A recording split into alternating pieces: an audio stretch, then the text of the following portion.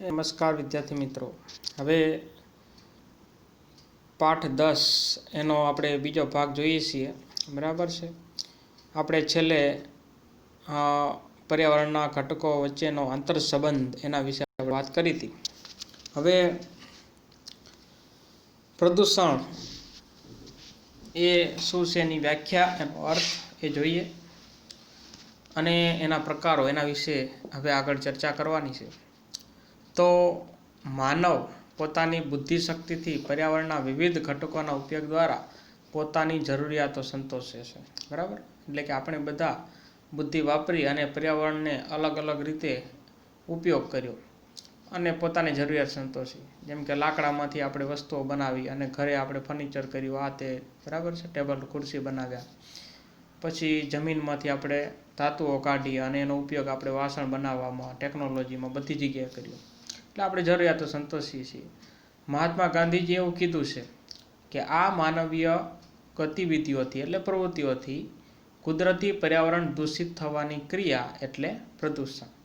એટલે આપણે જે પ્રવૃત્તિઓ કરી છે પર્યાવરણમાંથી એ કુદરતી પર્યાવરણ હતું, એમાં આપણે જે પ્રવૃત્તિઓ કરી એના લીધે જે પર્યાવરણ જે છે, બરાબર છે, એને નુકસાન થયું, તો એને આપણે શું કહેશું? પ્રદૂષણ। પર્યાવરણને દૂષિત કરતા ઘટકોને પ્રદૂષક કહેવાય। એટલે કે જે ઘટક પર્યાવરણને નુકસાન પહોંચાડે છે એને પ્રદૂષક કહેવાય। માનવી જે છે એ કુદરતી સંસાધનોનો ઉપયોગ અમર્યાદિત અને અવિવેકપૂર્ણ કરે ત્યારે પર્યાવરણ પ્રદૂષિત થાય છે।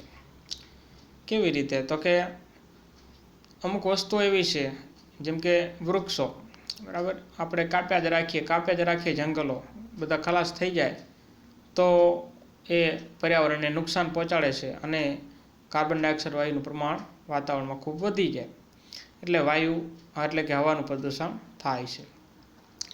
એટલે આપણે વિવેકપૂર્ણ એનો ઉપયોગ કરવો જોઈએ, બરાબર, જોઈએ એટલું જ વાપરવું જોઈએ। માનવ વિકાસની તીવ્ર ઝંખના, એટલે કે માણસ પોતે વિકાસ કરવા માટે ખૂબ જ ઈચ્છા ધરાવે છે કે જલ્દીથી જલ્દી આપણે આગળ નીકળી જઈએ। ઔદ્યોગિકરણ, બરાબર, મોટા મોટા ઉદ્યોગોની સ્થાપના થઈ, પછી યાંત્રિકરણ, નવા યંત્રો વિકસાવ્યા, આ બધી વસ્તુ પર્યાવરણને પ્રદૂષિત એટલે કે નુકસાન કરવા માટે જવાબદાર છે। હવે વર્તમાન સમયમાં ભૂમિ પ્રદૂષણ, જળ પ્રદૂષણ, ધ્વનિ પ્રદૂષણ અને હવા પ્રદૂષણ, આ જે પ્રદૂષણો જે છે એ ખૂબ વધ્યા છે, બરાબર છે, અને એ આપણા માટે અને સજીવ સૃષ્ટિ માટે ખૂબ જ નુકસાનકારક છે અને એની ખરાબ અસર આપણા ઉપર પડી રહી છે।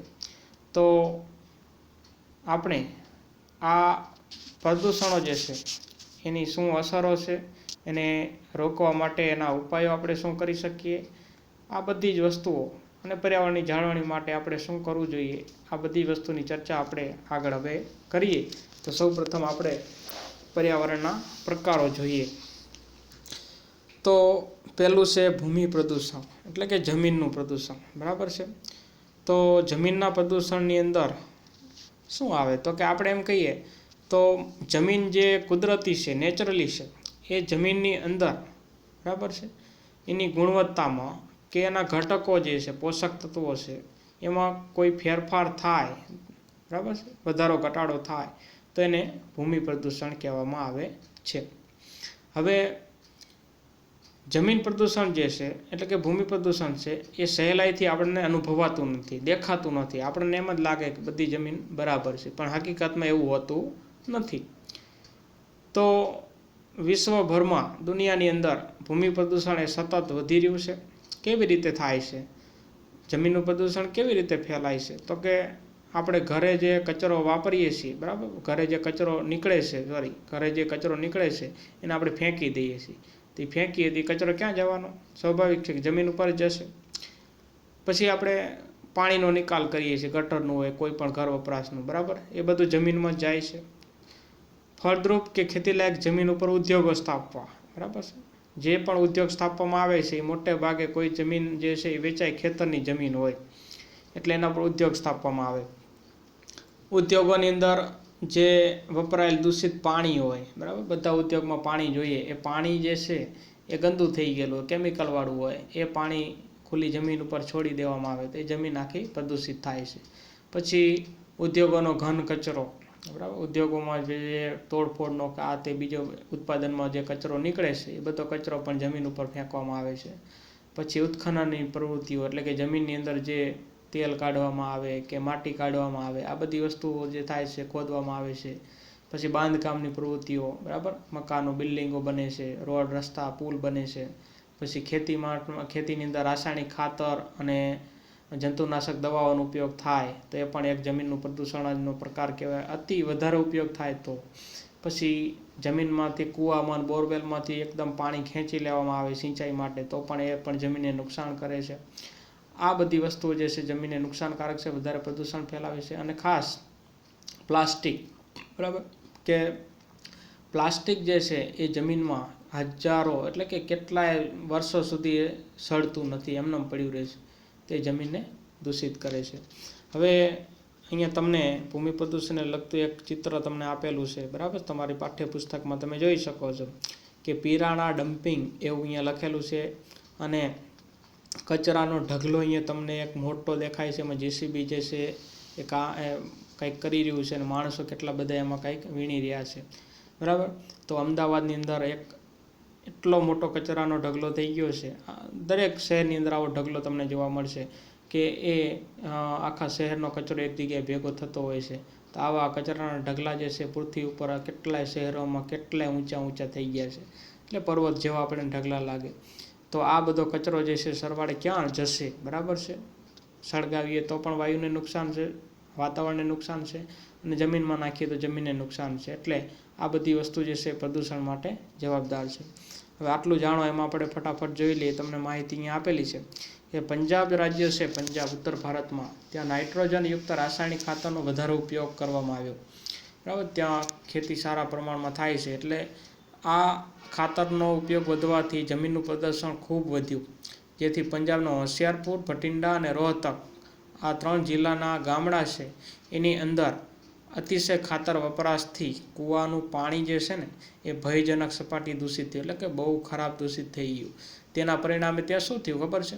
તો કે એ લોકો જે છે જમીનમાંથી નીકળતું પાણી કોઈ પણ જગ્યાએ જો પીવે, બરાબર છે, એ દૂષિત પાણી હોય, ખરાબ પાણી હોય, તો એના લીધે એ લોકોને કેન્સર, આંતરડા અને પેશાબ આવા રોગો એમના એટલે કે અહીંયા વધારે જોવા મળે છે, બરાબર છે. આ જમીન પ્રદૂષણની અસર આપણને અહીંયા જોઈ શકાય છે. હવે ભૂમિ પ્રદૂષણ આપણે અટકાવવા માટે શું કરી શકીએ એના વિશે આપણે અહીંયા વાત કરીએ તો પહેલી વસ્તુ જંતુનાશક દવાઓ છે અને રાસાયણિક ખાતરો છે, બરાબર, એનો ઉપયોગ તદ્દન ઓછો કરી દેવો જોઈએ. અને જૈવિક એટલે કે જે સજીવ સૃષ્ટિ સાથે સંકળાયેલો હોય એવું દેશી ખાતર, લીલો પડવાશ એનો ઉપયોગ ખેતીમાં કરવો જોઈએ. પછી જંતુનાશક દવાઓનો ઉપયોગ મર્યાદિત કરવો જોઈએ, એટલે કે જોઈએ એટલી જ વાપરવી જોઈએ, વધારે પડતો ઉપયોગ કરવો જોઈએ નહીં. ત્રીજો ઉપાય છે ઘન કચરાનું વર્ગીકરણ કરી તેને પુનઃ ઉપયોગમાં લાવવો જોઈએ. એટલે કે જે આપણે કચરો નીકળે છે, બરાબર છે, ઘન કચરો એટલે કે જે આપણે જોઈ શકાય તેવો, મતલબ કે જે ઘરે આપણે પ્લાસ્ટિકની થેલીઓ હોય કે બીજો કાંઈ ટુકડા હોય, આ બધી વસ્તુ જે ઘન કચરો કહેવાય, તો એ જે છે એ ફરીથી એનો આપણે ઉપયોગ કેમ કરી શકીએ એના માટે આપણે પ્રયત્ન કરવો જોઈએ. પછી પ્લાસ્ટિક અને ઘન કચરાનો રિસાયકલિંગ કરીને પુનઃ ઉપયોગ કરવો જોઈએ, બરાબર. ઘણી બધી જગ્યાએ આ સિસ્ટમ હવે ઉપલબ્ધ છે કે અમુક કચરો જે છે એનું ફરીથી રિસાયકલિંગ કરી અને ફરીથી ઉપયોગમાં લેવામાં આવે છે. પ્લાસ્ટિક આપણે જોઈએ છે, પ્લાસ્ટિકની બોટલ વીણવાવાળા, પ્લાસ્ટિકની કોથળી વીણવાવાળા એવા લોકો આપણને જોવા મળે છે. આ બધા લોકો જે છે એ પાછું વેચી નાખે છે અને એમાંથી પાછી ફરીથી વસ્તુઓ બનાવવામાં આવે છે, જેથી કરીને એ જમીનને નુકસાન ન પહોંચાડે. પછી 5મો ઉપાય છે કે ખેતીમાં ટપક અને ફુવારા સિંચાઈ પદ્ધતિનો ઉપયોગ કરવો જોઈએ, જેથી જરૂર પૂરતું જ પાણી એમાં આપણે આપી શકીએ અને વધારે જમીનમાં ઉપરના ભાગમાં એટલે કે વધારે પાણીની જરૂર ન પડે અને જમીનમાંથી પાણી વધારે કાઢવું ના પડે. એટલે આ આપણે વાત કરી આ ભૂમિ એટલે કે જમીન પ્રદૂષણની. હવે બીજું પ્રદૂષણ છે જળ પ્રદૂષણ.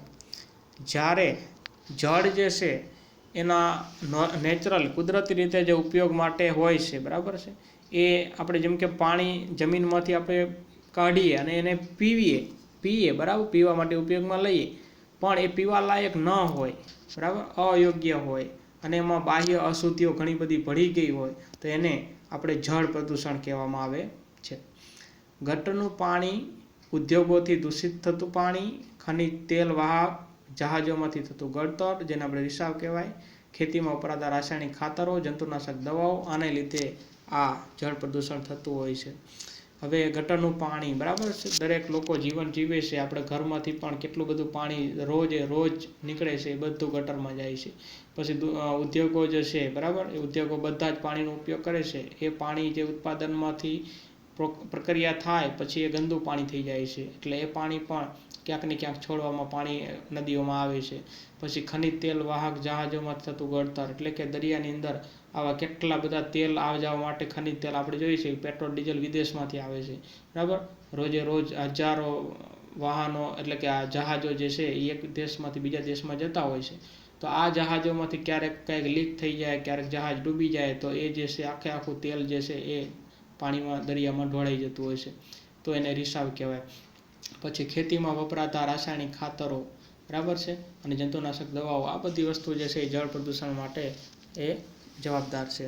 હવે તમને બે ચિત્રો આપેલા છે, બરાબર છે. ગંદુ પાણી જે ઉદ્યોગોનું છે નદીમાં છોડવામાં આવી રહ્યું છે પહેલા ચિત્રમાં, અને બીજા ચિત્રની અંદર જે છે એ દરિયા કિનારે કેટલો બધો ઘન કચરો તણાઈને આવેલો છે. એટલે આ બધી વસ્તુ જે છે એ પ્રદૂષણ માટે જવાબદાર છે. હવે જળ પ્રદૂષણ અટકાવવા માટેના ઉપાયો આપણે જોઈએ તો ઘર વપરાશ અને ઉદ્યોગોથી દૂષિત પાણીને શુદ્ધિકરણની પ્રક્રિયા કર્યા બાદ જ તેનો નિકાલ કરવો જોઈએ. એટલે કે આપણે કોઈ પણ પાણી જે છે એનો ઉપયોગ થયા પછી જો એ ગંદુ થઈ ગયું હોય તેને ફરીથી શુદ્ધ કર્યા પછી જ તેનો નિકાલ કોઈ પણ નદી કે તળાવમાં કરવો જોઈએ, એમને ડાયરેક્ટ કરવો જોઈએ નહીં. બીજો ઉપાય એ છે કે શુદ્ધિકરણની પ્રક્રિયા કર્યા સિવાય ગંદા પાણીના નિકાલ પર કડક નિયંત્રણ હોવો જોઈએ. કોઈ પણ ઉદ્યોગ હોય એમને પાણી જો એ ડાયરેક્ટ નદીની અંદર જવા દેતા હોય તો એના પર સજા થવી જોઈએ અથવા એને દંડ ફટકારવો જોઈએ, કાયદો હોવો જોઈએ એવો. અને ત્રીજો ઉપાય છે કે પાણીને પ્રદૂષિત કરતા પદાર્થો વપરાશ પર અંકુશ રાખવો જોઈએ. એટલે કે એવા કેમિકલ કે એવા પદાર્થો જે પાણીને પ્રદૂષિત કરે છે, બરાબર, તો એના ઉપર અંકુશ કડક કાયદો રાખવો જોઈએ કે એનો ઉપયોગ કરી શકાય નહીં, જેથી પાણીને પ્રદૂષિત ન થાય, પાણીને પ્રદૂષિત થતું અટકાવી શકાય. એટલે આ આપણે જળ પ્રદૂષણની વાત કરીએ. હવે ત્રીજું પ્રદૂષણ છે હવાનું પ્રદૂષણ, બરાબર છે. આજકાલ એ ખૂબ જ વધારે પ્રમાણમાં જોવા મળે છે. ખાસ કરીને જે શહેરો છે એની અંદર આનું પ્રમાણ ખૂબ વધારે જોવા મળતું હોય છે. હવે ઉદ્યોગો, મિલો, કારખાના, તાપવિદ્યુત મથકો, એટલે કે જે આપણે વીજળી બને છે એ વગેરે દ્વારા છોડવામાં આવતા ગેસ કે ધુમાડા વાતાવરણમાં ભળે છે અને તેને હવાનું પ્રદૂષણ કહેવાય છે. હવે હવાના પ્રદૂષણ માટે હવામાં ઉડતા રજકણો, બરાબર છે, તો અહીંયા હવાની અંદર જે ઝીણા ઝીણા રજકણો આપણે જોઈ શકતા નથી એ ઉડતા હોય છે. પછી બળતણ તરીકે વપરાતા કોલસાના રજકણો, બરાબર, જે આપણે સળગાવીએ છીએ એમાં ઝીણા ઝીણા કેટલા બધા તાંતડા કાળા કાળા નીકળતા હોય છે. એ કારખાનાના ધુમાડામાંથી કાર્બન ડાયોક્સાઇડ વાયુ રજકણો ભળે છે. આના સિવાય પેટ્રોલ અને ડીઝલથી જે વાહનો આપણે ચલાવીએ છીએ, બરાબર, એમાંથી ધુમાડો નીકળે છે. એની અંદર નાઇટ્રસ ઓક્સાઇડ, કાર્બન મોનોક્સાઇડ, બેન્ઝોપાયરીન અને કાર્બન ડાયોક્સાઇડ આવા હવાના પ્રદૂષકો અંદર હોય છે. એટલે કે આવા વાયુઓ ઝેરી વાયુઓ હોય છે જે હવામાં ભળે છે. ખનન અને બાંધકામની પ્રવૃત્તિઓ, એટલે કે ખોદકામ થાય અને બાંધકામ થાય તો એના લીધે પણ કેટલા બધા ધૂળના રજકણોના આ તેને બધું ઉડતું હોય છે, એ પણ હવામાં ઉમેરાય. પછી ખેતીનો ઘન કચરો સળગાવવાથી પણ આ હવાનું પ્રદૂષણ થતું હોય છે. એટલે કે આ હવાનું પ્રદૂષણ કેટલી રીતે થાય છે એ બધી વસ્તુ તમને અહીંયા સમજાવેલી છે. હવે અહીંયા ચિત્રો તમને આપેલા છે હવાનું પ્રદૂષણ, ઉદ્યોગો, મોટી મોટી ફેક્ટરી, મિલો, એના ભૂંગળા જે છે એ કેટલા બધા ધુમાડા રોજ કાઢતા હોય છે 24 કલાક. તો હવાનું પ્રદૂષણ એના લીધે થતું હોય છે. હવે હવાનું પ્રદૂષણ અટકાવવાના ઉપાયો, તો કે હવાનું પ્રદૂષણ રોકવા માટે સરકારે કડક કાયદા બનાવવા જોઈએ અને એનો ચુસ્ત પાલન કરાવવું જોઈએ. ધુમાડો અને ઝેરી ગેસ એવું ફિલ્ટર થાય એવા સાધનો વિકસાવવા જોઈએ જેથી હવાનું પ્રદૂષણ થાય નહીં. ત્રીજો ઉપાય એ છે કે કોલસો, પેટ્રોલ, ડીઝલ આવા જે જરૂરી મતલબ કે એનો જરૂર પૂરતો ઉપયોગ કરવો જોઈએ, બરાબર છે. વાહનો જે છે એનો ઉપયોગ જરૂર પૂરતો કરવો જોઈએ. પછી પ્રદૂષણયુક્ત એવા સીએનજી, પ્રદૂષણ મુક્ત એવા સીએનજી, પીએનજી અને સૌર ઉર્જા એનો ઉપયોગ વધારવો જોઈએ. આપણે જાણીએ છીએ કે આવા કુદરતી ગેસો જે છે એ ધુમાડો ફેલાવતા નથી, અને સૂર્ય ઉર્જા બરાબર એનો ખૂબ અત્યારે પ્રચાર થઈ રહ્યો છે, જેનો મફતમાં આપણે સૂર્ય દ્વારા વીજળી મેળવી શકીએ છીએ, તેને આપણે પ્રોત્સાહન આપવું જોઈએ. પછી 5મો ઉપાય છે કે જાહેર પરિવહનમાં મુસાફરી માટે લોક જાગૃતિ કેળવવી જોઈએ, કે આપણે પોતાનું પ્રાઇવેટ વાહન જે છે હીરો હોન્ડા, એટલે કે આપણે મોટર 2 વ્હીલર હોય અથવા તો 4 વ્હીલર હોય એ આપણે પર્સનલ લઈને જતા હોઈએ છીએ. પર્સનલની જગ્યાએ આપણે શું કરવું જોઈએ, બને ત્યાં સુધી બસ કે રિક્ષા કે એનું જાહેર પરિવહન હોય બરાબર, ઘણા બધા લોકો બેસી શકતા હોય, એનો ઉપયોગ આપણે વધારે કરવો જોઈએ, જેથી આપણે વાહન બને ત્યાં સુધી ઓછું ચાલે એટલો ધુમાડો ઓછો ફેલાશે. પછી વાહનો માટે પીયુસીનો કડક અમલ કરાવવો જોઈએ. પીયુસી એટલે એક પ્રદૂષણ ફેલાવવા માટે જે વાહન જવાબદાર છે બરાબર છે, એન્જિન બગડી ગયા હોય યા તે કંઈ બીજો પ્રોબ્લેમ હોય તો પીયુસી એના માટે નથી, સર્ટિફિકેટ છે. પીયુસી શું છે, પોલ્યુશન અંડર કંટ્રોલ બરાબર. આ સર્ટિફિકેટ વાહન વ્યવહાર વિભાગ દ્વારા આપવામાં આવે છે, તો એનો કડક અમલ હોવો જોઈએ. દરેક વાહન ચાલક પાસે પીયુસી હોવું જોઈએ, તો જ એ રસ્તા પર ચાલી શકશે, જેથી ધુમાડો જે છે એ ઓછો ફેલાય. હવે ચોથો પ્રકાર છે ધ્વનિ પ્રદૂષણ, અવાજનું પ્રદૂષણ બરાબર છે. હવે અવાજ આપણે જોઈએ છીએ તો કે બિનજરૂરી વધુ પડતો અસહ્ય અવાજ હોય એને આપણે ઘોંઘાટ કહીએ, કાનને ગમે નહીં એવો. આ ઘોંઘાટને આપણે શું કહેવાય, ધ્વનિ પ્રદૂષણ, અવાજનું પ્રદૂષણ બરાબર છે.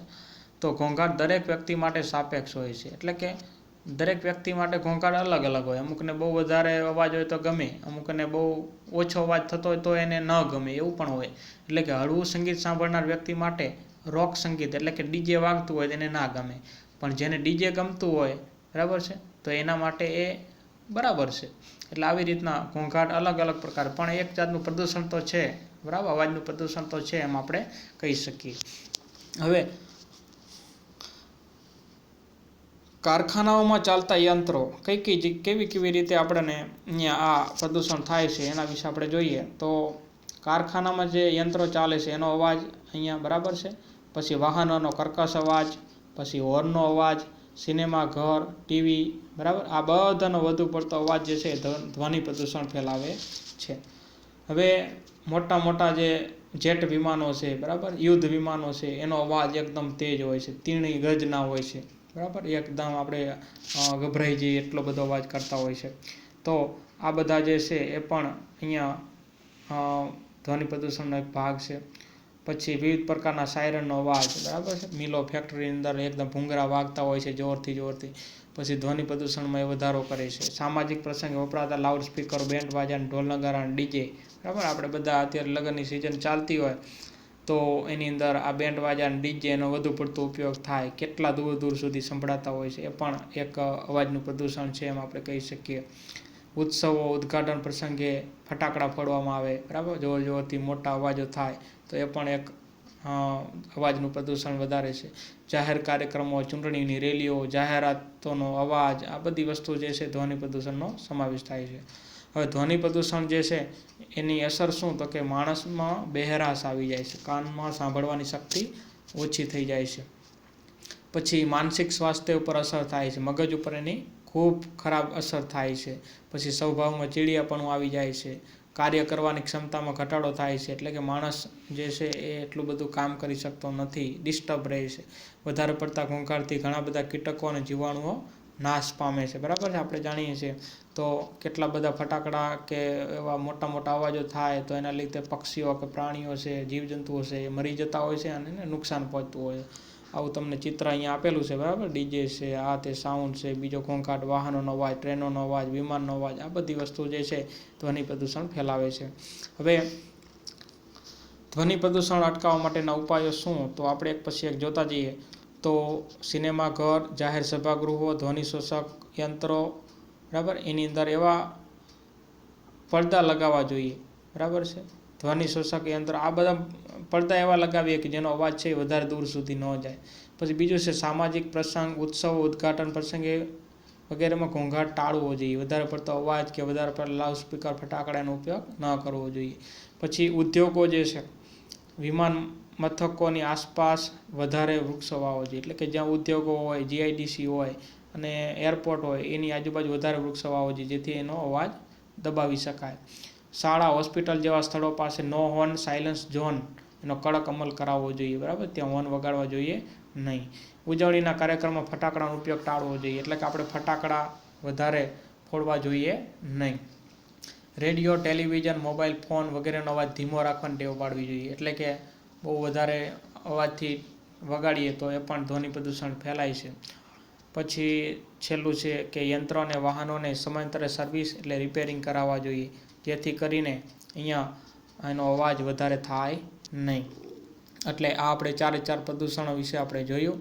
હવે માનવીની આ બધી પ્રવૃત્તિઓમાંથી જમીન, જળ, હવા અને ધ્વનિ પ્રદૂષણ ફેલાય છે એમ આપણે કહી શકીએ.